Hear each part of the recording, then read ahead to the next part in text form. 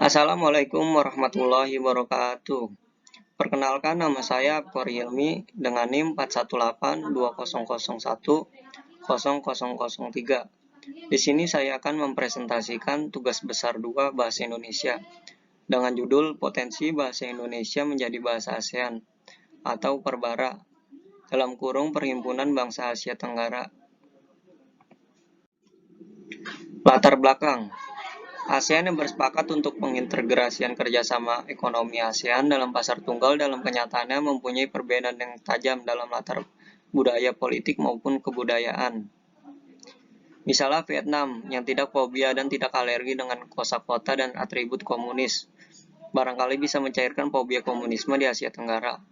Lalu Malaysia dengan kebudayaan Islam dan Melayu, Filipina dengan kekatolikannya, dan Thailand dengan kebudayaannya.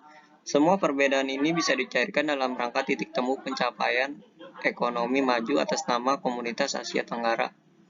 Salah satu solusinya adalah dengan penetapan bahasa resmi ASEAN. Sebab dengan adanya aturan tersebut tentunya akan mempermudah komunikasi antar masyarakat ASEAN dalam berhubungan satu sama lain, sehingga dapat menghindari miskomunikasi yang dapat mengakibatkan terjadinya ketegangan antar negara-negara di Asia Tenggara.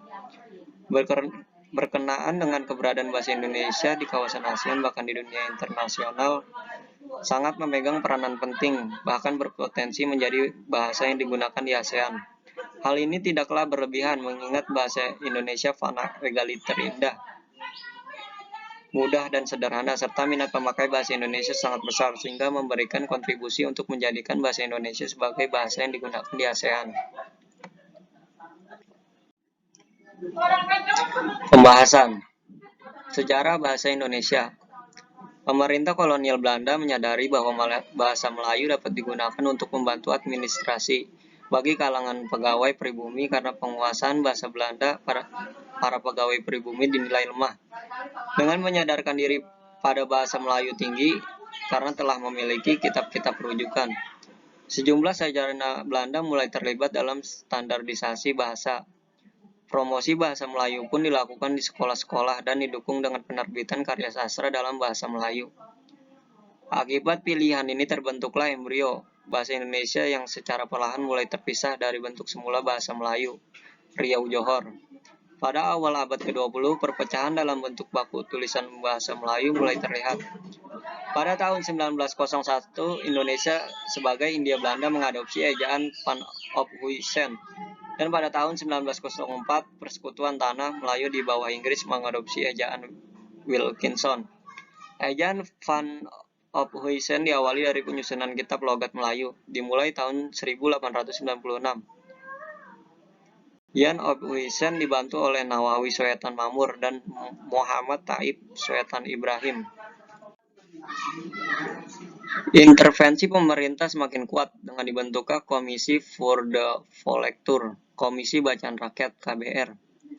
Pada tahun 1908 kelak lembaga ini menjadi Balai Pustaka. Pada tahun 1910 komisi ini di bawah pimpinan Dea Ringkes mengajarkan program Taman Pustaka dengan membentuk perpustakaan kecil di berbagai sekolah pribumi dan beberapa instansi milik pemerintah. Perkembangan program ini sangat pesat. Dalam 2 tahun telah terbentuk sekitar 700 perpustakaan.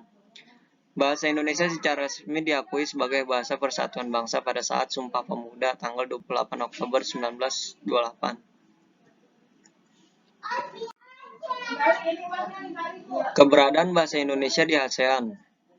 Dalam usianya yang genap 108 tahun, bahasa Indonesia terus berkembang untuk memenuhi kebutuhan komunikasi pada masyarakat global, sehingga bahasa Indonesia berpotensi menjadi jembatan penghubung antar bangsa, terutama di kawasan ASEAN.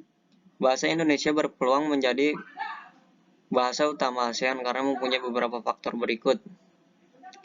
Bahasa Indonesia mempunyai struktur yang sederhana, oleh karena itu bahasa Indonesia sangat mudah dipelajari. Di samping itu, bahasa Indonesia juga mempunyai daya serap kosakata yang kuat. Bahasa Indonesia mempunyai jumlah penutur yang paling banyak di ASEAN, yaitu 200 juta jiwa lebih. Dan pada masa depan diperkirakan semakin bertambah. Jumlah penuturnya tersebar di dalam negeri dan di luar negeri. Penutur di luar negeri seperti tenaga kerja Indonesia, pelajar Indonesia, dan wisatawan Indonesia. dapat menjadi duta dalam mengenalkan bahasa Indonesia kepada bangsa-bangsa lain.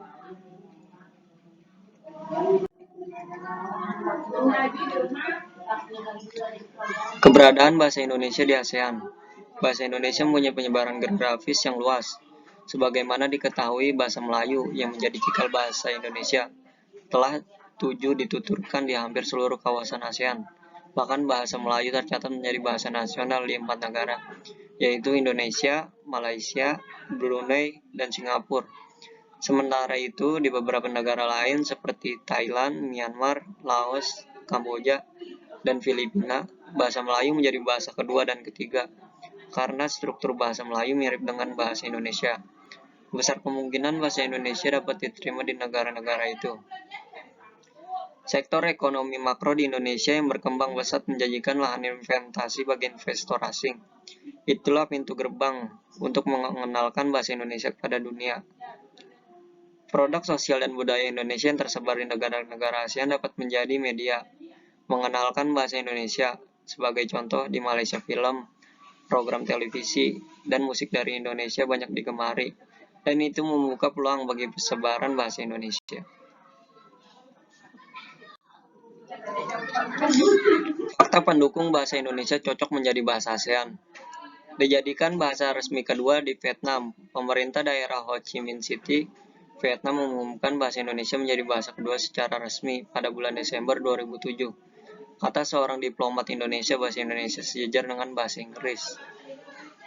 Di Australia, bahasa Indonesia menjadi bahasa populer keempat. Ada sekitar 500 sekolah mengajarkan bahasa Indonesia. Bahkan anak-anak kelas 6 sekolah dasar ada yang bisa berbahasa Indonesia. Wikipedia Bahasa Indonesia menduduki peringkat ke-26 di dunia dan terbesar ketiga di Asia menulis ensiklopedia bebas di internet. Semakin digemari masyarakat Indonesia. Bahkan ensiklopedia bebas berbahasa Indonesia, Wikipedia Indonesia telah menjadi ensiklopedia elektronik terbesar ketiga setelah Wikipedia berbahasa Jepang dan Mandarin. Wikipedia Indonesia kini berada di peringkat 26 dan 250 Wikipedia berbahasa asing di dunia. Sedangkan di tingkat Asia kita berada di peringkat 3 setelah Jepang dan Mandarin. Bahasa Indonesia berbahasa ketiga yang paling banyak digunakan pada WordPress. Fakta bahwa setelah Spanyol, bahasa Indonesia adalah bahasa yang menempati urutan ketiga yang paling banyak digunakan dalam posting-posting 15 WordPress. Indonesia pun adalah negara kedua terbesar di dunia yang pertumbuhannya paling cepat dalam penggunaan engine blok itu. Dalam 6 bulan terakhir, tercatat 108.000 pengguna baru WordPress dari Indonesia dan telah ada 117.601.6333 kunjungan melalui 4 kota di Indonesia. Kesimpulan, bahasa Indonesia memiliki potensi untuk menjadi bahasa resmi ASEAN dengan berbagai kelebihannya. Antara lain, 1. Bahasa Indonesia mempunyai struktur sederhana sehingga mudah dipelajari. 2. Bahasa Indonesia mempunyai jumlah penutur yang paling banyak di ASEAN. 3. Bahasa Indonesia mempunyai penyebaran geografis yang luas. Namun sayang, di negerinya sendiri justru bahasa Indonesia disepelekan oleh mayoritas masyarakat Indonesia. Mereka lebih bangga menggunakan bahasa Inggris dibanding menggunakan bahasa Indonesia yang baik dan benar.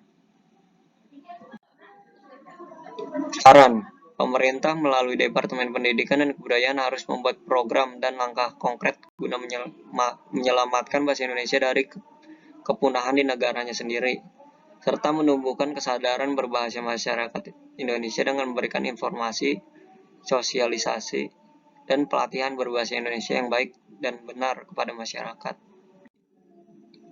Sekian dari saya. Wassalamualaikum warahmatullahi wabarakatuh.